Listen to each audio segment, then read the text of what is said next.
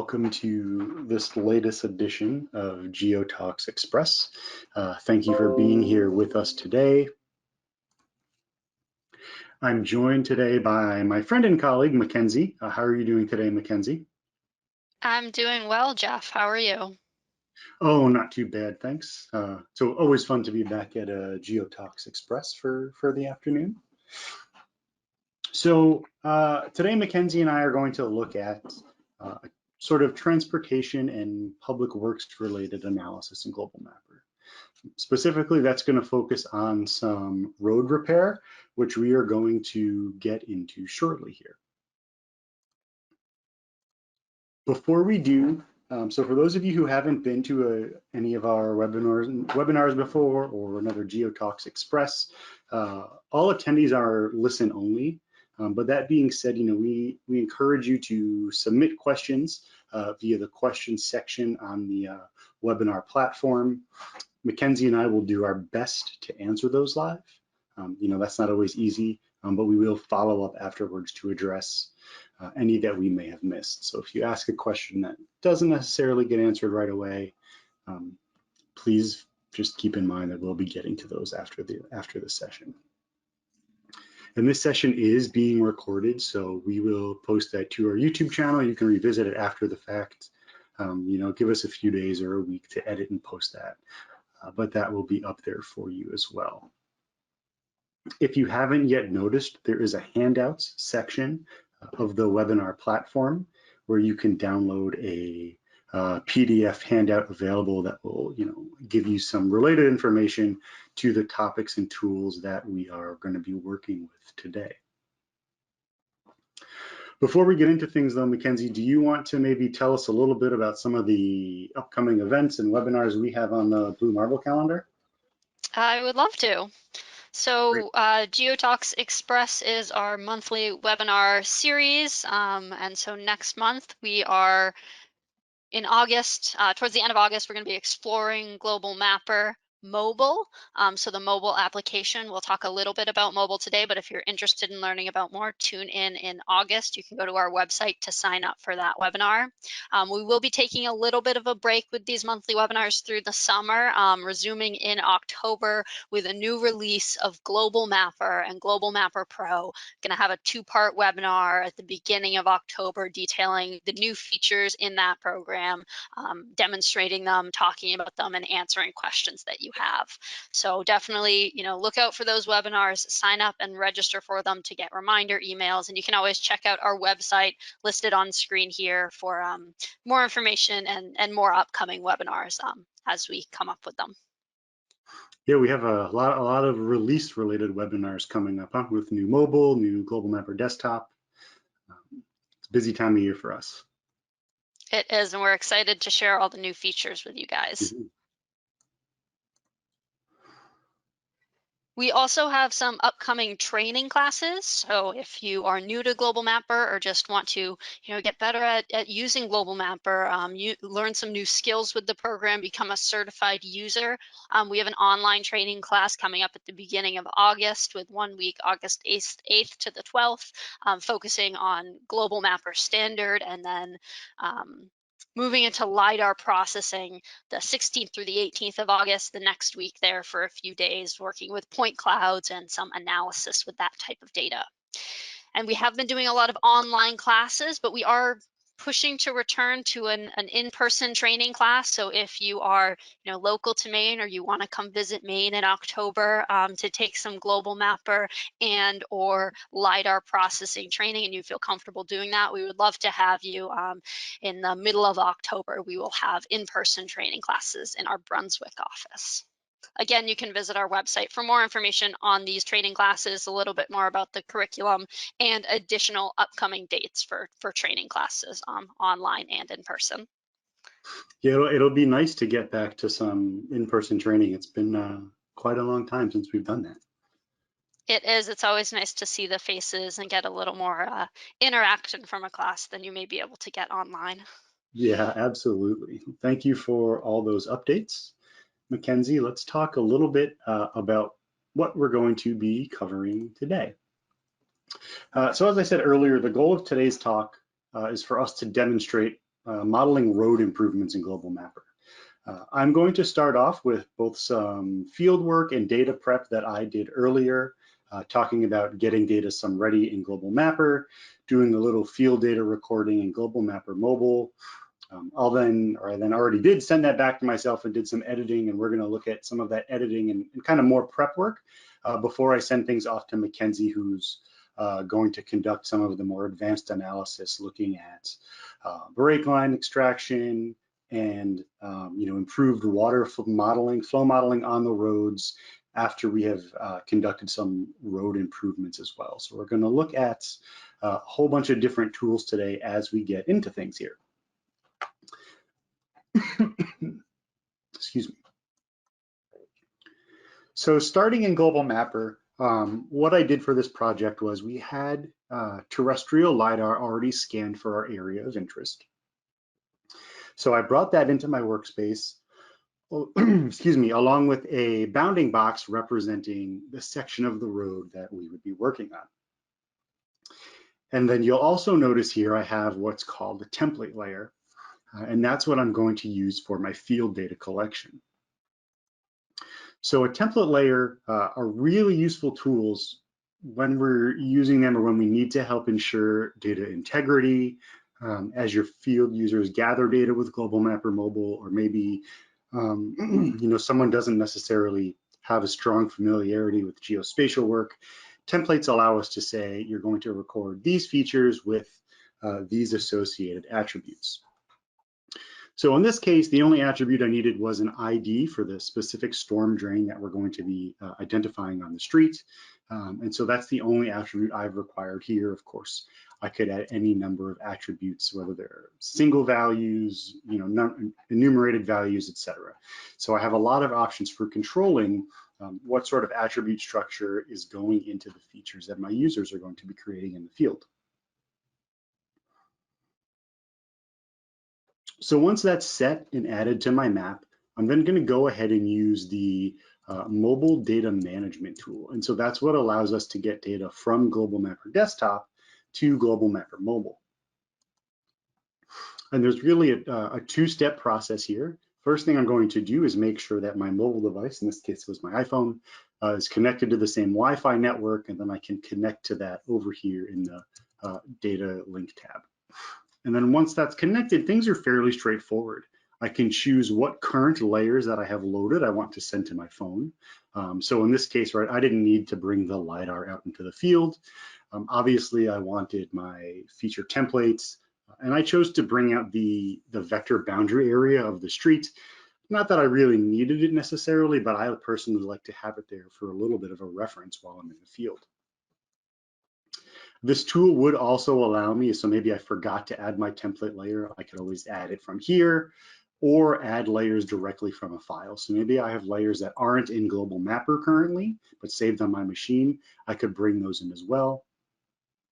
And then once I have all my data set here as I need, simply choosing upload to device will send that over to my mobile device, which is how I got it to myself out in the field. And so let's go ahead and take a look now at what I did in Global Mapper Mobile. So I was working in the pro version of the app because I needed to utilize some of the advanced GPS functionality for this workflow. Specifically, I'm going to be working with an RTK unit. And before getting to that portion of things, what I wanted to do was double check some configuration settings that are important for this type of work. And so I can go to configuration right from the main screen here. And under the GPS section, what I'm concerned with is one, having best accuracy enabled. Essentially, the difference here between best accuracy or GPS as needed is how frequently Global Mapper grabs the location services from your device. Obviously, maybe in a low power state, you might want to only do so as needed. But in this case, I'm concerned with getting that update as frequently as possible. I also want to make sure that my GPS or location related attributes, I should say, are going to be recorded to a feature that I create. So anytime I record the points representing my manhole covers, I want to have their timestamp, their location information, and everything associated with them as well. Once that's set, I can go ahead and open my map. And now, when I first loaded it, all I had visualized was the boundary layer, right? My template layer didn't have any features yet. So I just had the boundary of my work area loaded on the map. Now you'll see here a base map loaded. I had chosen to use OpenStreetMaps, and I connected to that through the online data tool in Global Mapper Mobile. So I was streaming this base map in live just to give myself a little bit of a reference point. This essentially functions the exact same way the online data tool does in the desktop version of Global Mapper. You can connect to any number of sources. Pro users can add custom sources, et cetera, and things like that. So a really handy way, as long as you have a data connection wherever you are, to get some base map or reference data into the app. And it's worth noting, I could choose to save this offline. Maybe I am going out into the field where I won't have a data connection. I could pre-download the data to my device and have it for use later on. So now that I have my data loaded and set as I want to, I'm going to go ahead and set up my RTK connection. So Global Mapper Mobile has a built-in N-trip client, which allows us to connect to, in this case, my local correction service. You could connect to a public or private source as long as you have the proper credentials to do so, to then send your correction information to your unit to apply those corrections to your location. This is not, of course, a required step, and it assumes that you have a RTK-enabled device that you are working with as well. So after specifying my parameters here, I can go ahead and choose my mount point, so which location in my local correction service I want to connect to, and I can see all the details that that service provides to me. In this case, I can see it, has GPS and GLONASS and a little bit other information there as well. Once I've connected and set up my RTK, I want to go ahead and connect to my external GNSS device. So in this case, I could use the built-in internal GPS. That's just, from my phone. So that's not going to be very high accuracy. As I mentioned earlier, I think what I was working with was a Javad Triumph 2 RTK unit. And so I'm going to go ahead and connect to that over Bluetooth. And then we'll see a little report that I was able to establish a connection to that device. One thing I neglected to mention earlier, I customized my pole height as well. That's a configuration setting. And so I set that to 2 meters to the height of my survey pole that my unit is attached to, so that we're getting the proper elevations there. Now at this stage, I could go ahead, close this prompt, and begin recording data.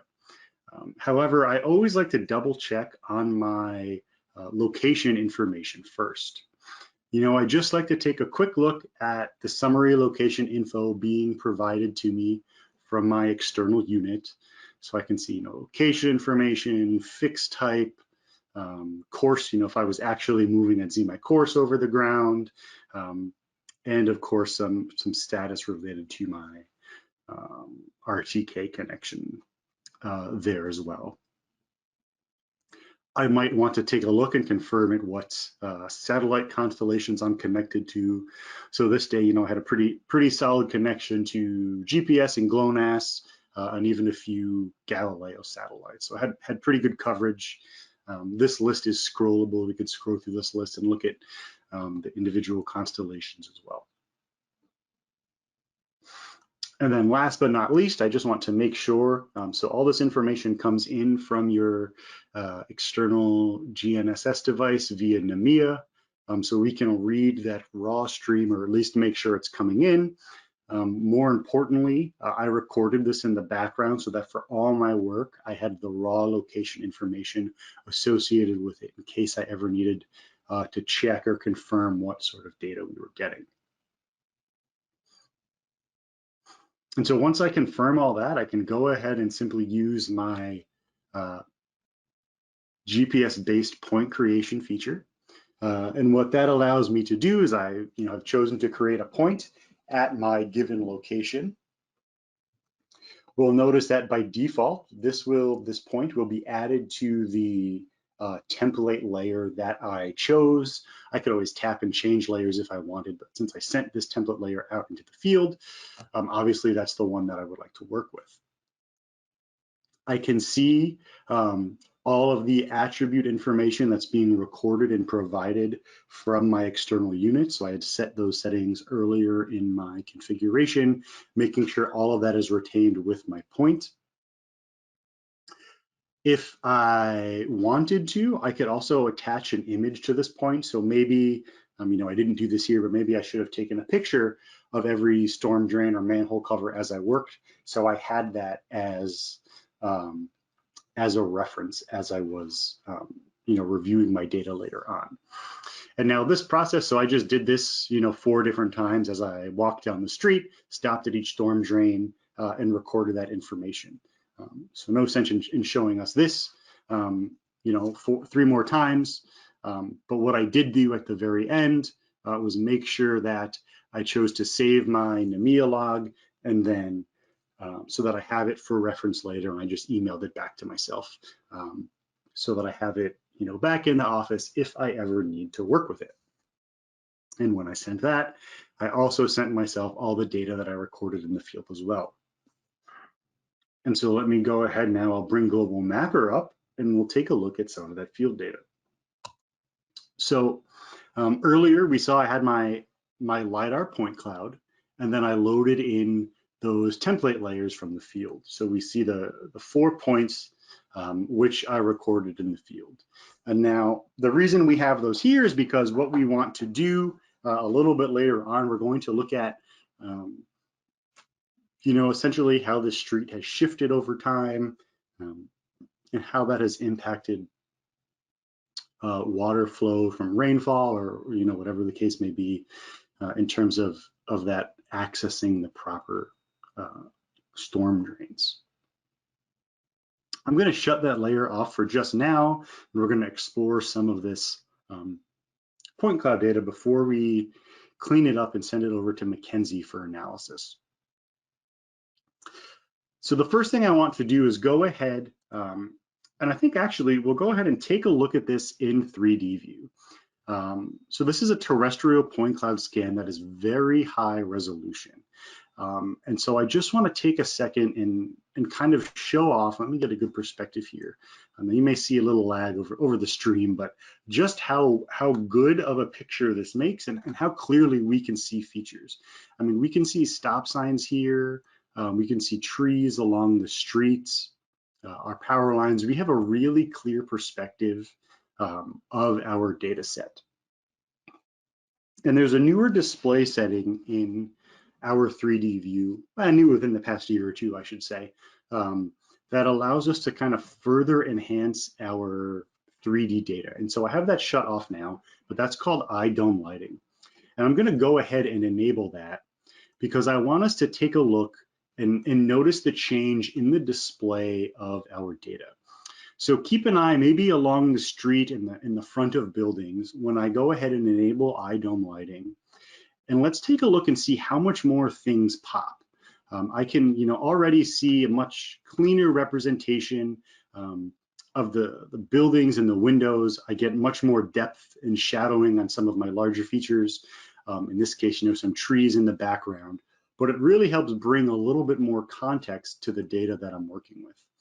And all this is a visualization, so I can adjust it and apply some of those changes. And as I exaggerate that a little bit, now we can really start to see some of those windows more clearly. I can see here, these are probably all parking meters along the street or something of that nature. Maybe they had some cones up while they were doing the surveying.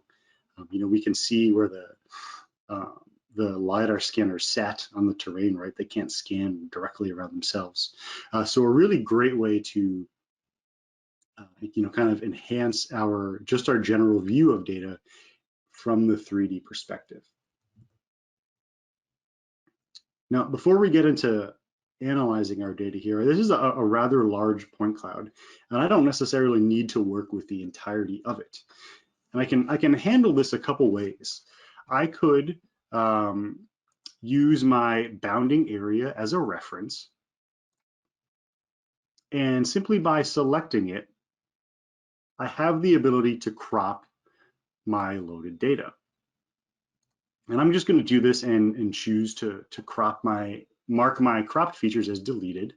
And when that runs, we'll see we have a much cleaner data set to work with now, the points only existing within the bounds of the data set that I just cropped. And that might take me a second to re-render here, since that was such a dense point cloud. We can see we really cut down the size of this point cloud now, removing almost 90 million points outside of my area of interest. Once I've done that, we're going to go ahead and take a look at this point cloud by classification. So it happened to classify this earlier, but I'll go ahead and talk about that process in a second here. So what Lidar classification allows us to do is to look at the points in the point cloud and essentially their relationship to other points, and determine what type of class those points may belong to. And that could be something, in this case, right, I was concerned with ground. And so I ran the automated ground classification tool, and that allowed me to find all points that we think represent the ground. In this case, you know, street level, sidewalk, etc., that I'm going to be modeling for this construction project. We have tools that allow us to, you know, I'm sure many of you are familiar with, classify buildings, trees, power lines, power poles. So a whole bunch of tools that we can run automated processes on. In this case, what I used was just the automatic ground classification here. Always a good idea to take a little bit of a manual look at our point cloud. And I'm a very big fan of doing that with the profile view. So if I draw a profile across my point cloud, let's make this a little larger. Now I get a better feel for my data set, so I can see where my road is here. Probably, you know, an awning from a store. Maybe I'll make my profile a little shorter. I can just see the road. And here's a good example of the kind of offset and change in the curve of this road surface that we're going to be addressing a little bit later on. I might want to take a look down the middle of the road as well.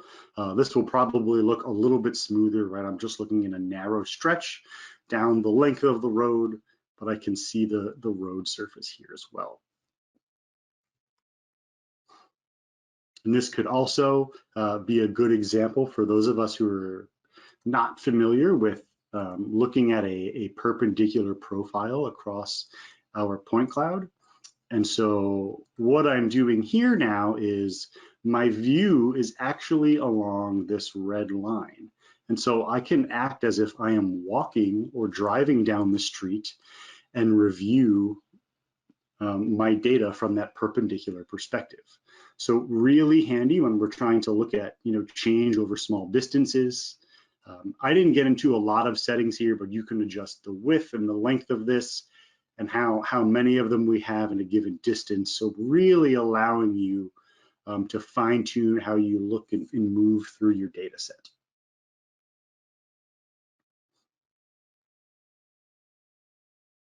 So one of the last things we're going to go ahead and do here is use this point cloud now as a reference for creating a terrain surface. In this case, in particular, a DTM.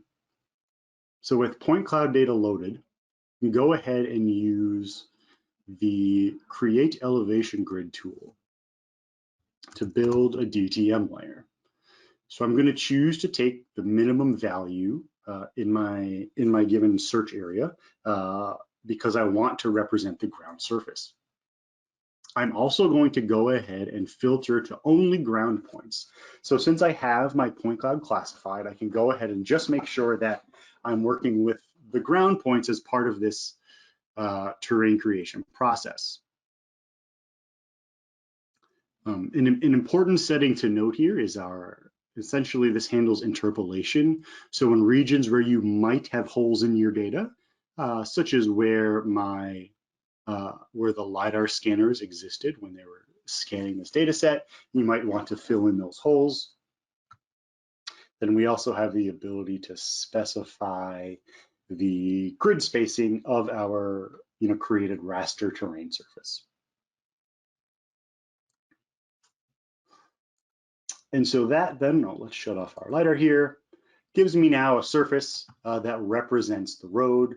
I might, be inspired to rerun this. I didn't maybe have my interpolation up high enough to fill in that little gap where my Lidar scanner was. But for these purposes, that's not too big of a deal, but I can now see a really clear representation of that road surface. This, of course, is three-dimensional, so I can zoom in and take a look at it in 3D and look down my road or perhaps across it a little bit and see that surface. Maybe I want to exaggerate it a little bit so visually it stands out a little bit more. I can see some low points here as well. Now, before we send this off to Mackenzie, we're going to run a quick watershed or flow analysis so that we can get a feel for how water is currently moving along our terrain surface.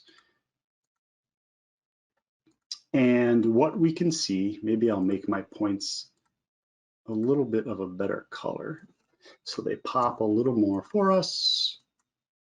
Okay, there we go. So now I can see where on the road surface my storm drains exist.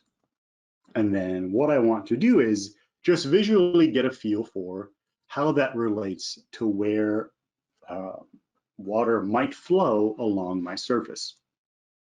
So this is called the watershed tool. It allows us to do quite a few things. In this case, I don't need to create a watershed or a basin. I'm not performing water drop analysis or anything like that. I simply want to model the flow across my surface. And since this can take a second to run, it's a little bit of advanced analysis. I ran it earlier, and we'll go ahead and take a look at the output of that process. And so, initially what I see here looks good, right? My water drains away from the center of the road, which, in and of itself is a positive. However, the majority of our storm drains in this region are along the east or the right side of the road. So what we're going to work on augmenting today is helping shift or model a shift to the road such that this area that's getting a lot of water has that water redirected to regions that have more storm drains. And so this is where I'm going to send that data off to Mackenzie so that she can go ahead and begin to look at that a little bit more. A lot of different ways that I could send data of this nature. I could export all my individual files, so maybe my point file representing my storm drains, maybe a shape file representing my water flow lines and my terrain layer. What I chose to do instead was to use what we call a global mapper package file. So that will bundle everything up into one package file. So it will contain everything that I have displayed on screen here, and then go ahead and send that off to Mackenzie. So Mackenzie, do you want to go ahead and take over from here and show us a little bit of the analysis that we went on to conduct? Absolutely. Great. Let So I'm me gonna go. grab the screen, I think, and Yeah. I should be able to share. And we should see Global Mapper pop up here. And this is the data that Jeff had prepared, the same data layers that he was working with. I have, based on that Global Mapper package that he exported and shared with me, I've got this road model. It's at a slightly different orientation in the map view because I've rotated my map view. If we look up to the top right corner, I've got a north arrow. So instead of north pointing up in the view, like Jeff had his orientation, north is pointing to the right in my view because it just fits the road a little bit nicer for this analysis that we're going to dive into.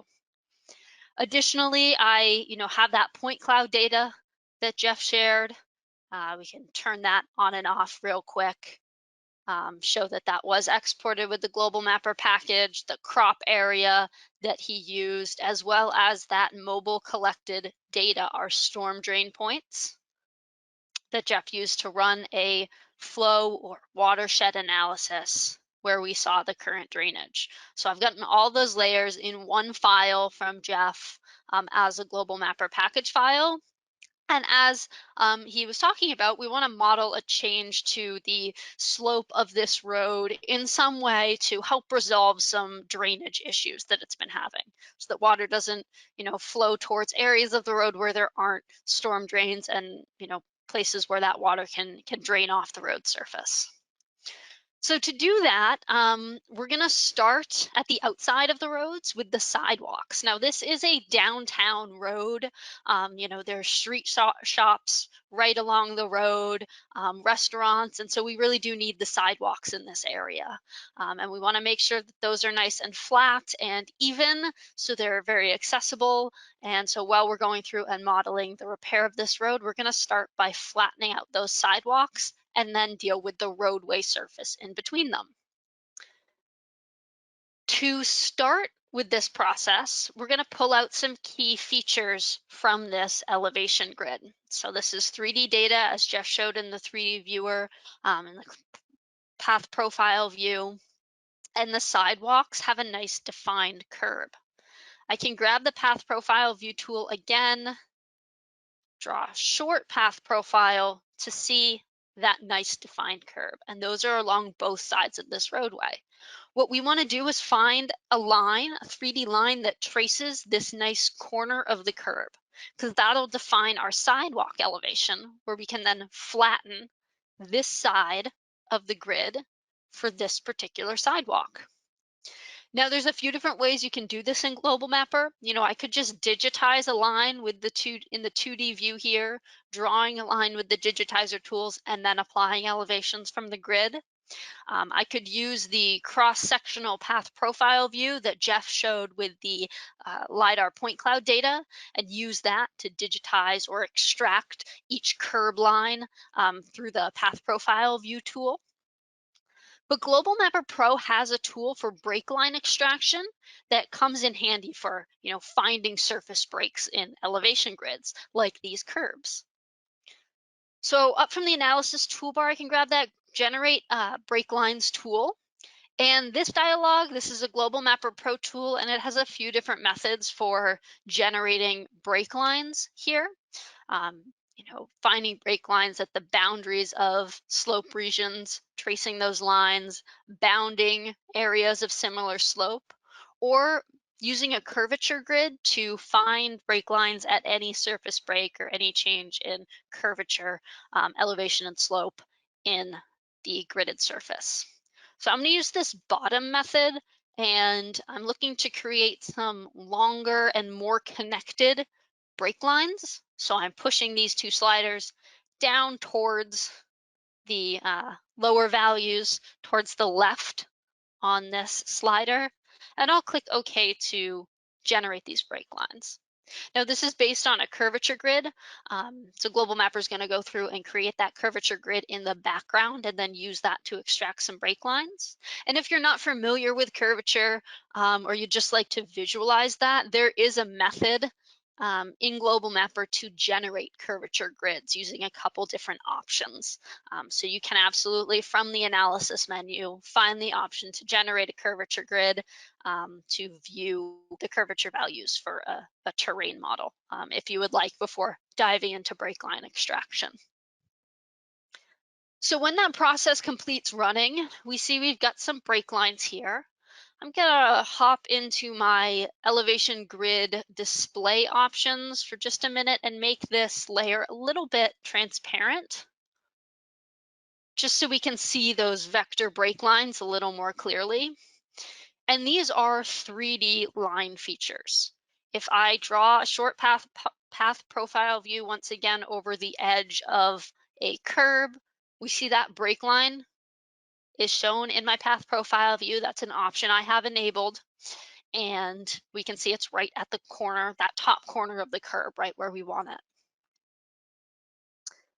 So not all of the break lines that were found are useful and are the curb lines that we were really looking for. But since these are vector features, these are 3D vector features, we can grab the digitizer tool and really simply start to clean up this data layer. Select some of these break lines, tracing crown lines or higher points along the road surface, and simply delete those. I can display the vertices for vector features in Global Mapper, and then I can select individual vertex points and either choose to move them to edit those break lines a little bit, or just delete those vertex points in order to shorten or clean up these break lines even further. There are also options to select multiple lines that represent a single curb that should be connected. We've got an option in Global Mapper here to combine selected line features and connect those features as well. So, with some digitizer editing, just a little bit of manual input here, we are able to clean up these break lines and reduce from, I think it was 29 features originally. I deleted a few, we're down to 22. But through the cleanup process, bring it down to 8 features representing the sections of the curb along this downtown street. So we can see that there are some gaps, some spaces between some of these lines on either side of the street. That's where, there's a sloped section of the curb, providing accessibility to a crosswalk or a side street or an alleyway. So we're going to leave those alone. We don't want a hard defined curb in those areas. But now that we have these break lines, we can use them to generate areas representing the sidewalks. To do that, we're just going to transform these lines into areas with the buffer tool. So we're going to create a single-sided buffer expanding on one side of each of these lines out towards the edge of our study area or our work area in order to define the sidewalk area.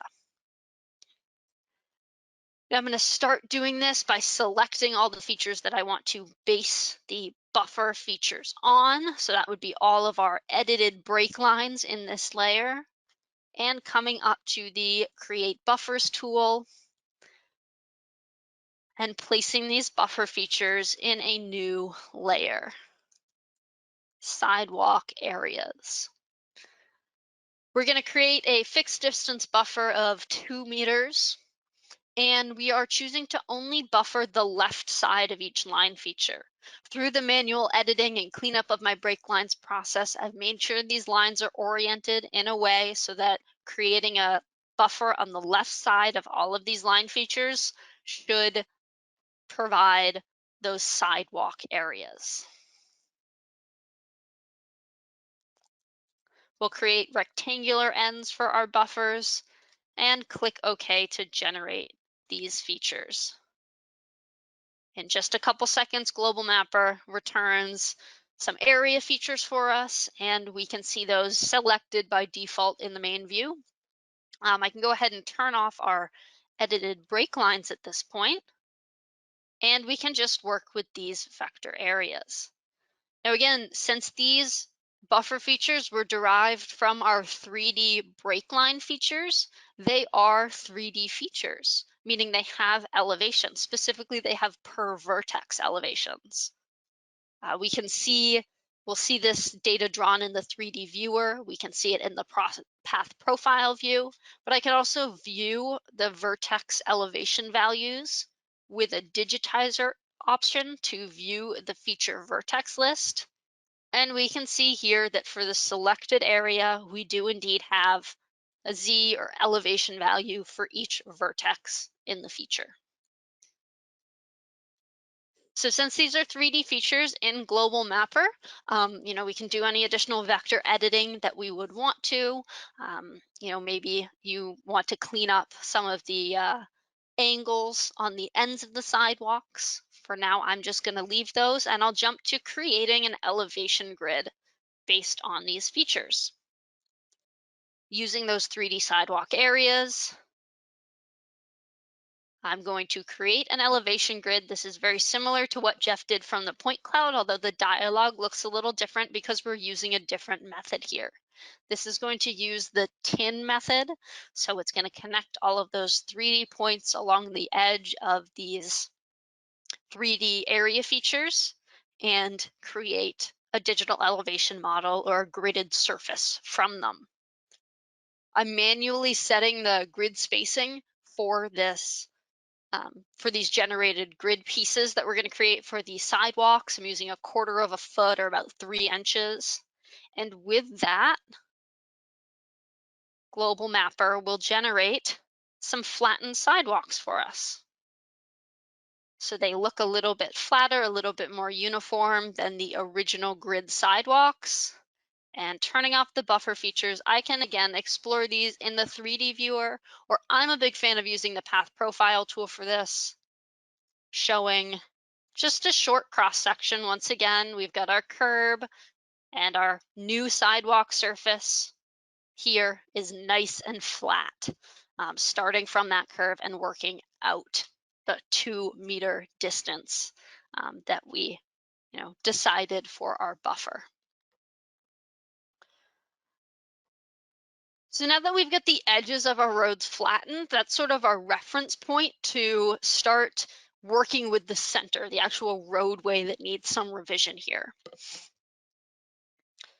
We're going to use a similar method that we use to create these flattened sidewalk areas. We're going to create an elevation grid based on a 3D feature representing the roadway.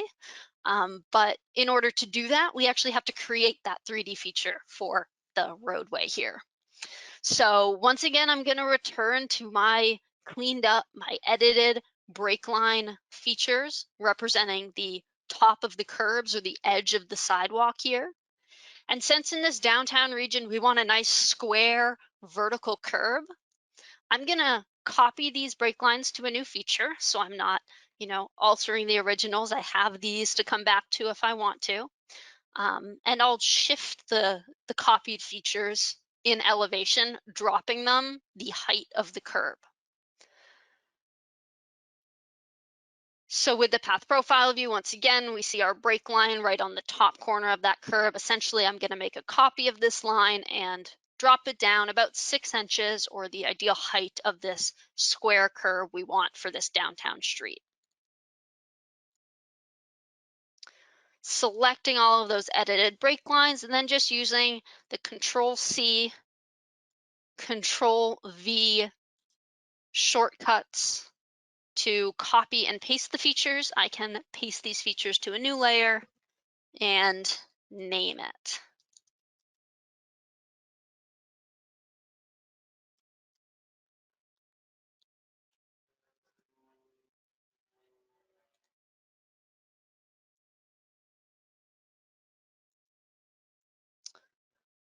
With these features copied, I can deselect them and with a right click in the control center, shift these features.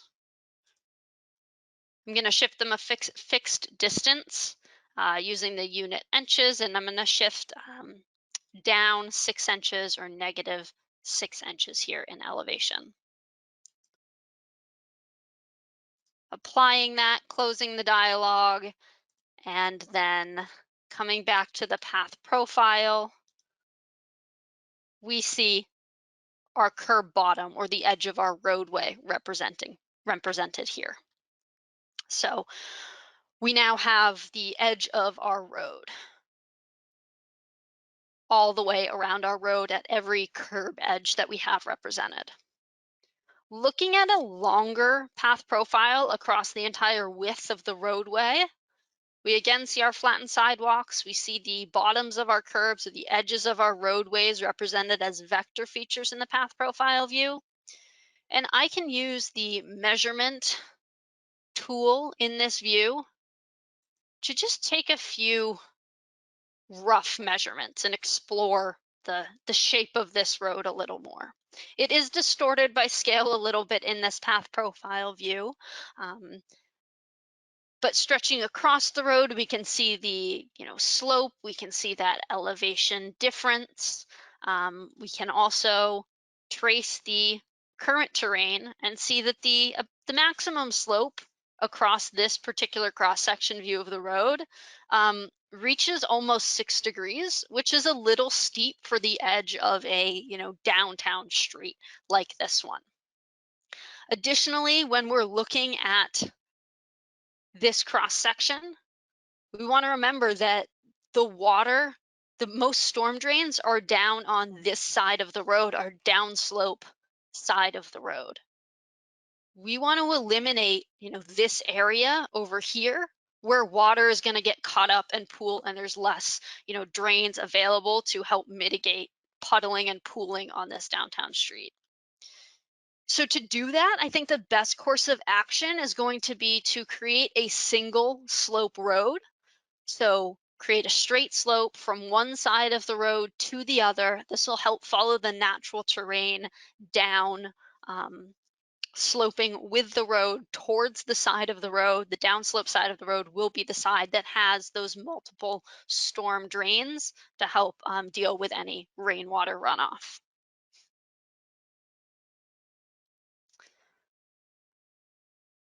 So with these 3D line features, we just need to connect them into an area feature, since we're going to use the elevations that are existing with these features in order to flatten the roadway. I'll turn off our sidewalk area grids, leaving only our curb bottom or roadway edge lines, and select all these lines. And with a digitizer tool, create areas from these lines. I'm going to bridge gaps between my lines up to 25 meters, so that should take us well across this roadway, as well as any gaps in the curbs for side streets, alleys, or accessible areas in the sidewalk. I'll click OK and place this new area feature in a new layer,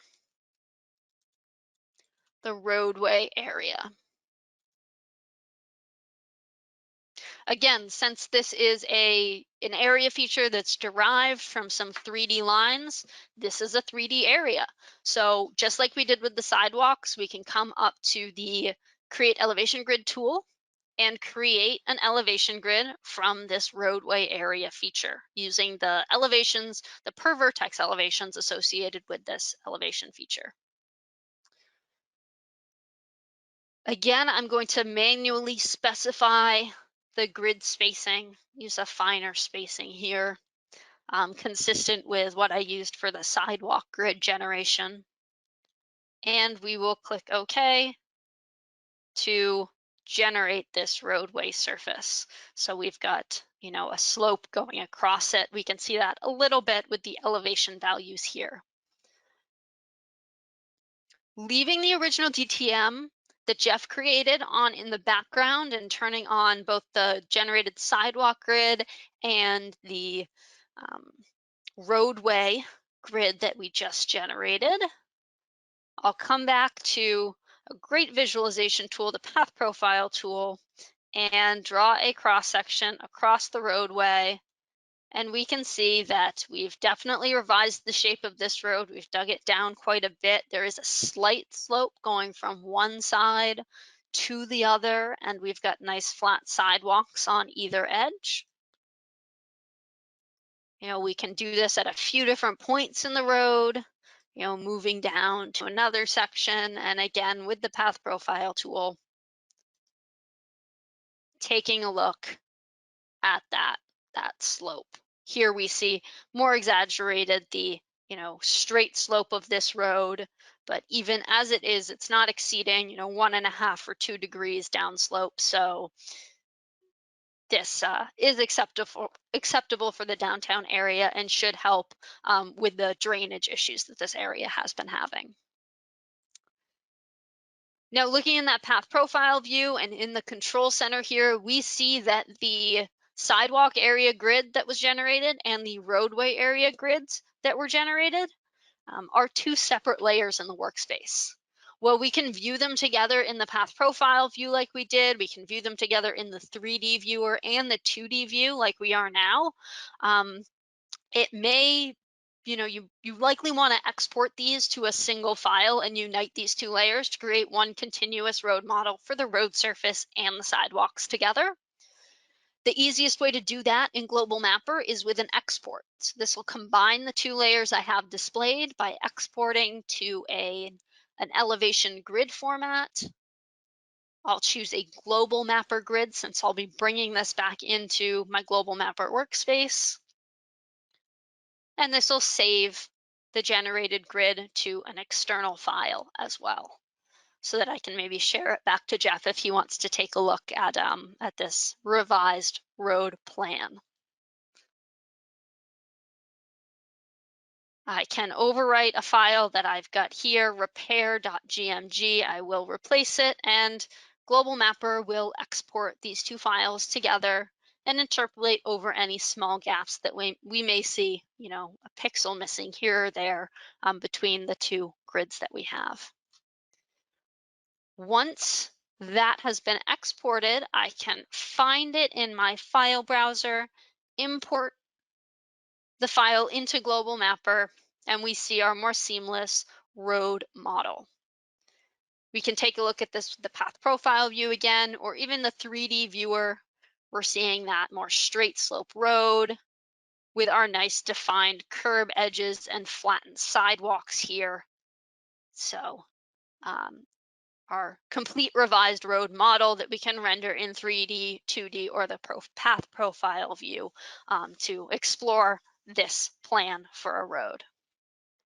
Now, getting back to one of the original reasons that this road needs some work, some drainage issues that Jeff highlighted with the field data collection of the storm drain locations and that initial flow analysis.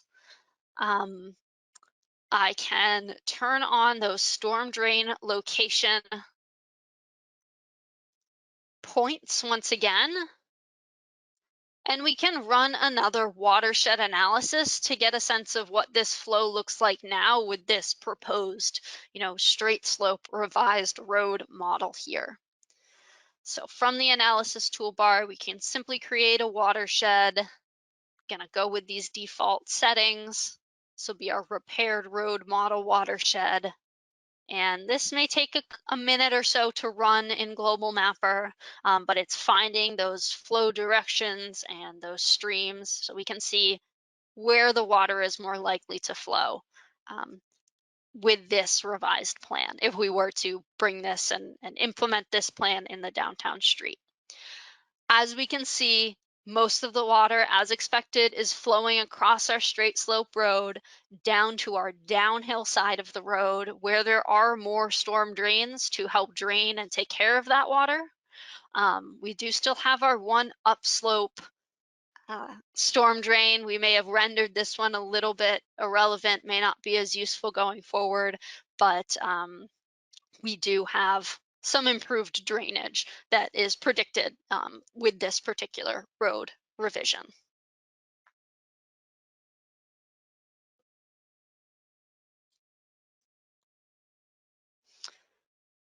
So with that, we've gone from a point cloud data set, and Jeff's run through Global Mapper Mobile to collect some additional data points. We've brought it all into Global Mapper and gone through the process of extracting some vector features, used some digitizer tools for editing, some additional grid creation methods with the triangulation in order to revise this road plan and create this one seamless grid model that can be, again, exported to any supported elevation format from Global Mapper to be shared with other Global Mapper users or users in other programs to start carrying this plan forward and plan for maybe some construction in this particular area.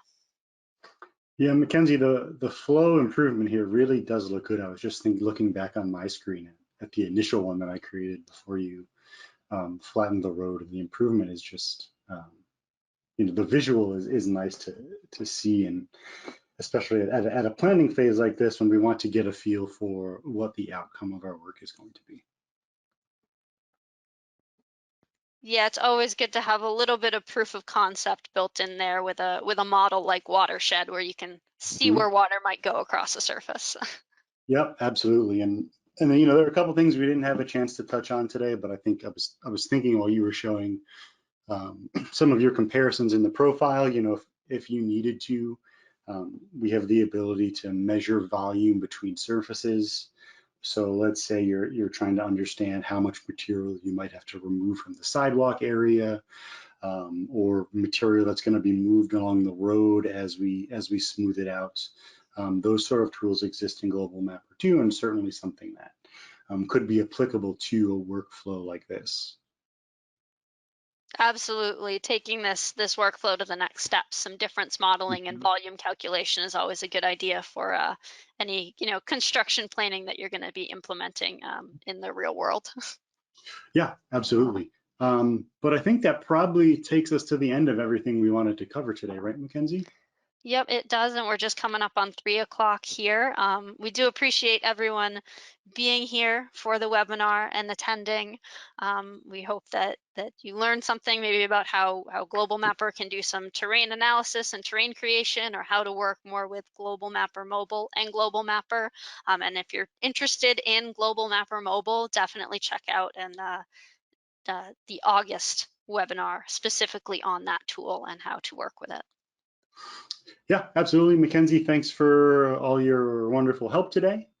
Um, I hope everybody enjoyed this GeoTalks Express. Again, check our website for any upcoming trainings or anything else you may want to attend. Other than that, we'll see you next time. Take care.